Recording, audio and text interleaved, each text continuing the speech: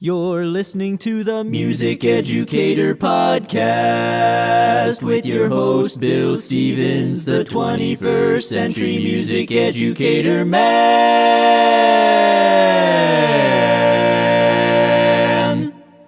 Podcasting from beautiful Leesburg, Virginia. Welcome to the Music Educator podcast, bringing you the latest tips, tricks, and practical advice you can use tomorrow. Here's your host and fellow music educator, Bill Stevens. Welcome to the Music Educator Podcast.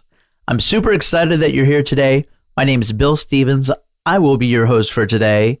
If you're returning, welcome back. If you're new to the podcast, I'm glad you're here.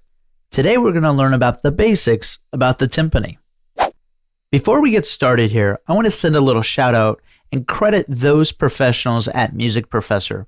They have fantastic educational videos for any music educator. You can find them on their website at musicprofessor.com or check them out on udemy.com. All right, now let's get started. The timpani is an exciting percussion instrument because it can influence the rhythmic ideas of a musical piece as well as contribute to the harmonic and melodic development of it. The drum can play a series of different pitches, and today we're going to explore how it is used in the performance setting as we learn about the basics of the timpani. Now, in this situation, since most people are not actually at a timpani, I want you to sit back, use your imagination, and just envision this awesome drum in front of you. Playing position. First, we're going to identify how to set ourselves up behind the timpani. To start, acquire a 30-inch stool. Now, this stool allows percussionists of varying heights to comfortably sit on it and play the drum in an appropriate position. Be sure to sit on the edge of the stool so that you can move back and forth freely between the various drums. In addition, make sure that you sit on the stool so that you are not too close to the drum. It should feel like you are not being forced over the drum. Understanding the basic physics of the timpani. Let's begin by identifying the best place to strike the drum. This is approximately 1/3 of the distance to the center of the drum. This allows the drum the greatest amount of resonance. In contrast, if you were to strike the center of the drum, you will find that the result is a bit dull and of a dead sound. The actual shape of the timpani is in a U shape. This shape allows the drum to reflect the vibrations created by striking the head and produces an ideal and characteristic resonant sound. The three main parts to the timpani. There are three main parts to the timpani that make it unique to the percussion family. To start, the drum has a pedal, and this pedal is intended to change the tightness of the drum head. As a result, the pitch created by striking the drum changes instantly. The second unique part of the drum is called the timpani gauge. This part serves as a reference as to how tight the head is. This helps percussionists quickly make adjustments to the pitch as the piece is being performed. The final unique part to the drum deals with the assembly of how the head is attached. Unlike other drums that have heads that are firmly attached to the rim, the timpani head is stretched over the rim. Since this is assembled in this manner, it is important not to move a timpani by grabbing the rim. If this occurs, it is possible that the whole tension of the head would shift and would damage the drum. Instead, grab onto the heavy metal structural pieces that are drilled into the shell and move it in this manner. Timpani range. Timpani music uses a variety of notes notated on the bass clef. When you receive this music, it is important to determine which series of notes will be played on a specific drum. You can determine which drum should be used based on its performance range. Typically, smaller timpani are able to play higher notes, whereas the larger drums are able to play the lower notes. Timpani tuning. There are 4 primary drums in the timpani family. These include the 32-inch, 29-inch, 26-inch, and a 23-inch drum. When tuning these drums, you need to set it at the bottom of its range first, then tap it with the end of one of your fingers just to hear where the drum is, pitch-wise. Next, determine what note you need to get the drum up to and slide up the pitch with the pedal quickly. When tuning the timpani, it is the goal of the percussionist to tune it as quickly and accurately as possible. To accomplish this goal, the musician will need to listen to a pitch source. This pitch may come from a pitch pipe, tuning fork, or even from the band as they are tuning. If tuning from the band, it is helpful for percussionists to learn to hear certain harmonic intervals to make the appropriate adjustments quickly. So, to recap, to tune the timpani, Step 1, listen to the pitch source. Step 2, have the pedal at the bottom of the range. Step 3, tap the drum twice. First time to hear where the pitch is, the second time after the pedal is slid up quickly to check if the pitch is correct. Step 4, if the pitch was noticeably off, then repeat the process until the pitch is correct. Matching pitch comes with time and takes a lot of practice. Percussionists should take the time to sing scales and intervals to help improve their abilities and become comfortable with this process. Troubleshooting the timpani. Sliding pedal. The most common problem for percussionists when using a timpani drum is when a pedal starts to slide. This may occur when you're trying to tune a low note on the drum. You lower the pedal to get this note, but as you lift off of it, the pedal slides back up. As a result, you have to hold your foot on the pedal or just accept the fact that you can't get those particular notes.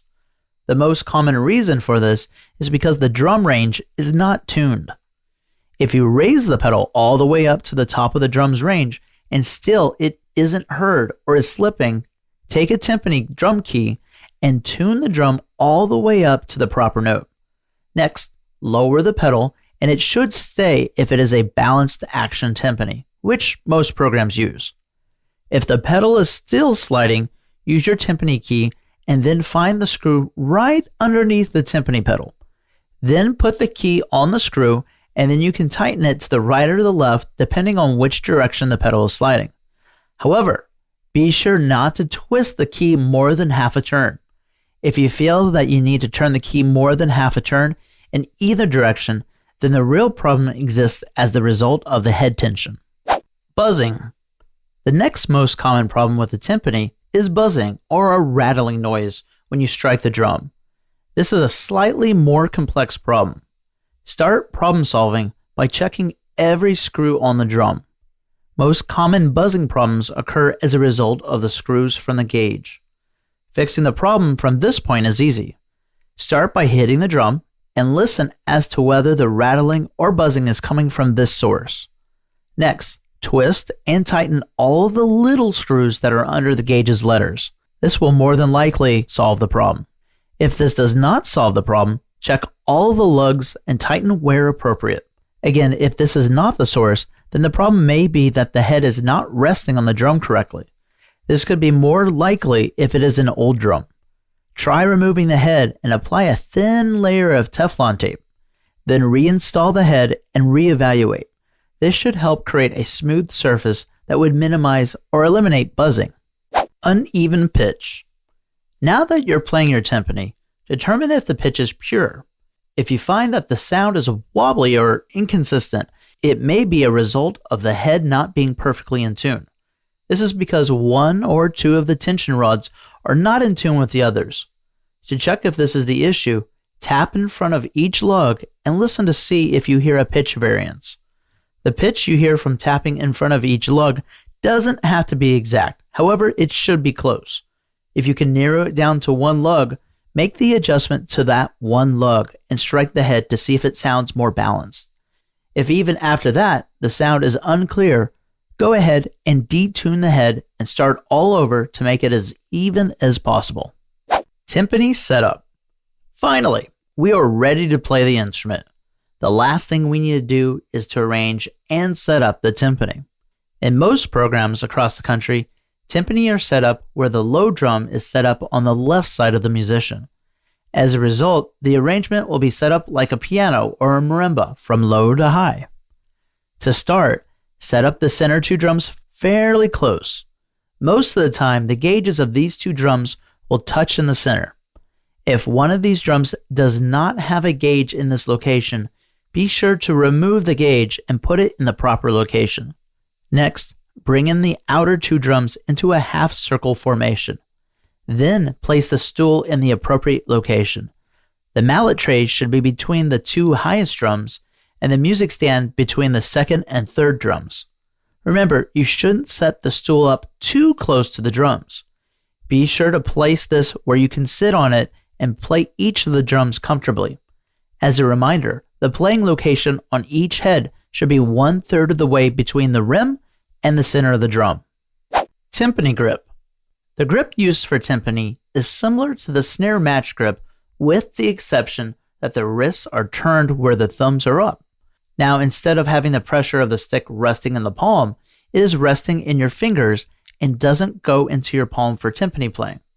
This is also called French grip. The basic stroke. Much like several other percussion instruments, the goal of the basic timpani stroke is to think of pulling the sound out of the drum. Each note gets one wrist turn. In timpani playing, there is a greater emphasis in creating a quality resonance. When musicians perform the basic stroke, they should start and end in the same position as a result of pulling the sound out of the drum correctly. By pulling the sound out and having the mallets higher, it will be easier for the performer to move more quickly, easily. In contrast, those that play more into the drum will find that it limits your motion across the whole range of the instrument. Conclusion. The timpani is a beautiful and resonant percussion instrument. Coupled with proper equipment setup, playing technique, and troubleshooting skills, any musician can make marvelous music with the timpani. Challenge your percussionists to see if they understand the basics of timpani performance, then build on this to establish a foundation for great future performances. That is all the time we have for today. Again, I want to thank you again for joining me for another episode of the Music Educator podcast. It is always a true pleasure to share this craft with lovers of music and educators like you. If you found value in today's episode, please feel free to leave a review and rate us on the Music Educator podcast app, Apple Podcasts, or any other podcast aggregator. Also, check us out on our blog at bandbuzz.org, our podcast website, themusiceducatorpodcast.com, or our TPT or Boom Card stores. Thank you again for joining us today, and I hope you join us next time. Have a great week, everyone. Thank you for listening to the Music Educator podcast. For the latest tips, tricks, and practical advice you can use tomorrow. You can subscribe to our podcast on every podcast aggregator or download the Music Educator app for free in the Apple or Google Play app stores. Furthermore, visit our blog at www.bandbuzz.org for additional music education resources. We will see you on the next episode of the Music Educator podcast. And remember, music can change the world.